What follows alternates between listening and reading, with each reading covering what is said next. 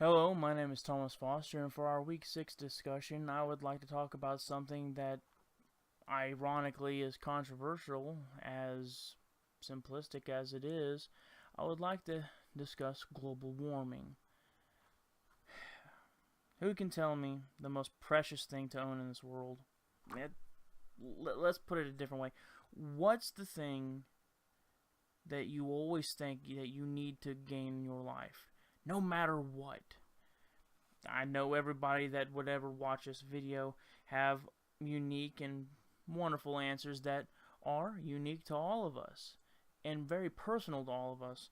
Unfortunately, I don't have the time to listen to everyone's wants and needs, though that would truly be wonderful. Though what I can do is offer mine. Lived in this world, wondering and researching all the different ways to help all of us as human beings, as a species, and the world in general.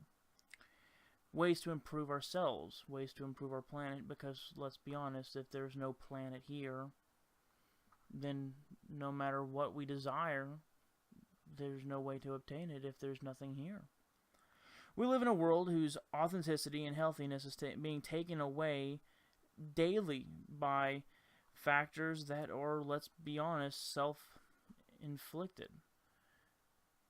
We are human beings. As far as we can tell, we are the most intelligent and superior creature that has ever had the pleasure of being evolved onto this planet. Instead of showing our superiority, or the superiority that we like to pretend we have, by protecting our lives and the lives that are those that we view inferior to us, we hold hands in killing our planet viciously. Global warming is not a catastrophe sent from another world to our planet. This is a man-made threat in which everyone willingly joins in. It becomes a threat within it becomes no threat within a minute. Global warming is a nightmare, but we can manage to control it. Even though the damage that we have caused so far is bordering irreversible, we can at least help control it. Therefore, I would like to talk about global warming and how it has affected our lives and possible measures to help dampen the damage we've already done. So, to start with, what is global warming? Of course, the phrase global warming is the progressive heating of the world because of increased atmospheric pressure. From the North Pole to the South Pole, the temperatures are increasing by almost 1 degree Fahrenheit every year, in some cases even daily. Gases commonly known as greenhouse gases bring about this increase. Due to the increase of human activities ranging from farming, settlements, industrialization, and the use of vehicles, we all contribute to the rise of temperatures deliberately or unknowingly. Unfortunately, in this case, even unknowing and unintentional damage is still damage that needs to be addressed. We know that in any combustion, carbon dioxide is released into the atmosphere. Carbon is one of the greenhouse gases that form a layer in which prevent the reflection of sun rays from escaping the environment. As a result, the reflected rays are then absorbed into the formed gas layers and emitted back to the earth, leading to a rise in temperatures. This is truly unfortunate because when we really get down to it, the higher we increase our temperatures, climate, environments, and everything can change drastically. Even though 1% may not sound like that much, even a couple of degrees can be a detriment to specific environments. Factories emit numerous gases that bring about the same effect as carbon. The melting of ice on the Earth's poles are a clear indication that global warming is not a theory. It is a reality. It's not some thought that may happen one day. It is happening now.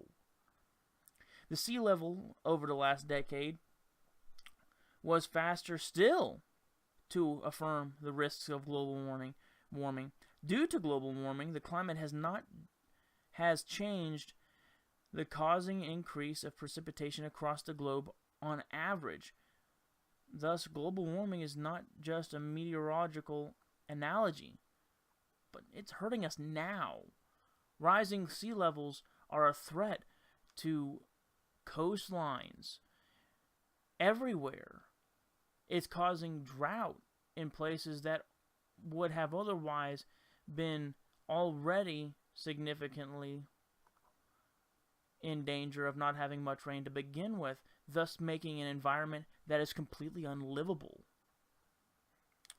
Global warming is a thorn in our side. It has made us significantly negative impacts into each and every one of our lives. The weather patterns have adversely been influenced.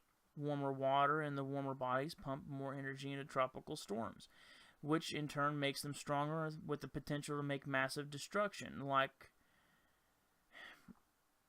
almost any storm in the last decade that we've seen, wiping coastlines completely clean, destroying families, destroying homes. Even with storms of the same intensity, some future warnings of hurricanes will cause more and more damage as higher sea levels accelerate storm surges, floodings, and land surface erosion. The current warm temperatures could even increase the probability of drought occurring, like I had said before. During summer, a great evaporation enhances drought conditions and widens risks of wildfires. In addition, intense rainstorms are experienced generally across the whole world. This is due to an increase of temperatures that increase the formation of precipitation, and as it stands, pose an extreme risk of floods to many communities.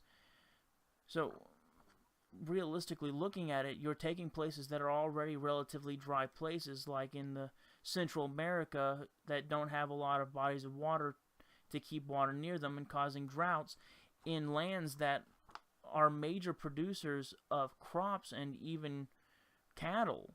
And then in other lands, it is creating storms and rain floods, wiping out towns, changing environments drastically, and then rising sea levels, not just causing storms on our coastlines, but eroding those coastlines away, so we even have less land over time to live on to begin with, let alone that land being bordering unlivable with storms and destruction yearly. But nonetheless, with all the negativity already covered, not all is lost. With willing minds, we can curb global warming. We're still at a point now where we may never be able to repair all the damage that's done, but we may be able to slow it down and even stop it, possibly repairing some of the damage. But we're already to a point where we may not be able to go back to where we were. All of us can help stop or fight global warming by taking initiatives to reduce our personal carbon emissions. Because when it really comes down to it, it's not something that can be blamed on a group, a company, an entity. It always boils down to us as an individual. In order to address the threat of global warming fully, we must demand actions from the government leaders to support and implement comprehensive strategies on global warming and climate change solutions. Because even though it is on a personal level our responsibility, some people will simply refuse to help. So we need help from our governments to implement strategies to clean our environment, repair damages. Some of these solutions could include encouraging the use of renewable energy that can change the energy system we use to one that is safer and less dependent on coal and fossil fuels. Coal and fossil fuels are a very large contributor to greenhouse gases and affecting our environment, and it's almost baffling that after we found out what it's doing to our environment, we still went on to build our entire infrastructure, our lives, on these fuel sources. We should probably try to increase fuel efficiency and put policies to support the use of lead-free gases and less pollutive fuel sources that can affect the environment less and less. It would be nice and ideal if the government would put policies on the limiting of carbon emission factories are allowed to emit. And of course, government should also try to help curb tropical deforestation and human settlements activities to prevent possible emissions resulting from the same. Because realistically, the only thing that can help us filter out the damage we've done is our trees and plants. But cutting down plants while using fuel sources that are a detriment to our lives is burning the candle at both ends. We're both putting chemicals in the air that cannot be filtered other than by means of our plant life, and then we're destroying our plant life, then it can't be filtered.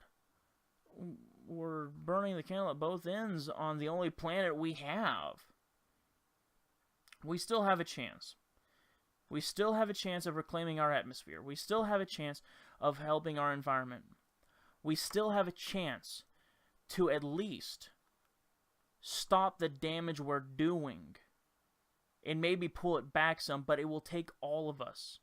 Governments, companies, us as individuals, we're all responsible. We all need to take part in helping. I just truly hope that the damage we've done can be stopped. I truly hope that we can pull our heads out of the ground and work together to help fix what is ultimately us destroying ourselves. Thank you.